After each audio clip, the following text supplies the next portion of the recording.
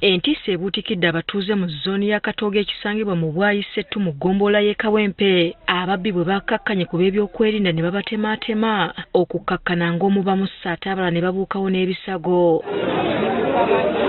Asumani Nsubuga ow'ebyokwerinda mu Katoogo kati z'embuyaga ezikunta nga kigambibwa ono yabadde ne bannaabala ab'ebyokwerinda nga bagoba abamenyi b'amateeka. Amusakoze bubi.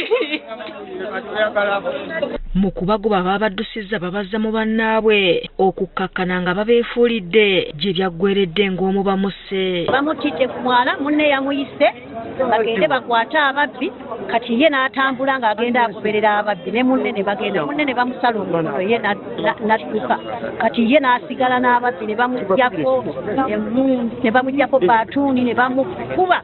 Okumukuba ng'alina ekiso batuuse n'abajja ekiso kumba alina ganga y'ababbi banne ne bagwa mu babbi munne ne bamusala omukono. Abatuuze batubuulidde nti obubbi mu Katoogo buli lukya bweyongera.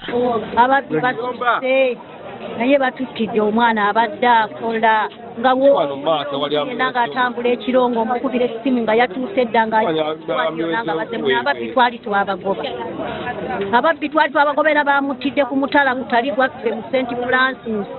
Naye era senga baamutidde eno ewaffe laazima naffe twabale tujja bakolako. Busuubira abantu mwebali abamuse mwebali mu kitundu kino mwebali mu kitundu kino bawangaalira muno abamuse tebavudde wala tebavudde ekyalo kirala kuba bamanyikiddwa nti babbi bo babba bubbi bantu nakunyiga ki kale omuvubuka abadde akoleba security ku kyalo nti ate yadde baatuseemu omuntu omu ku security ttiimu yange naye baatwongedde obuvumu n'obugumu era mbasindika amasajja mbagamba nti baatuseemu muganda wange bwe mbadde nkola ne ku security ttiimu naye kye babamanya nti bamuse tebamenye security ttiimu ya Katoogo zone eba yabwayise firi yonna.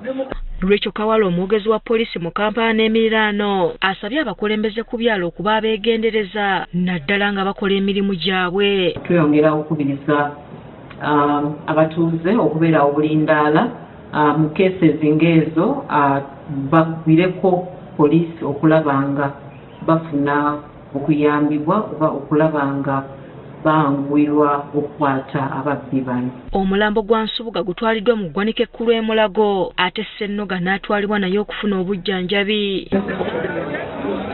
Hasifa Nanvuma agafeeyo ku Spark TV.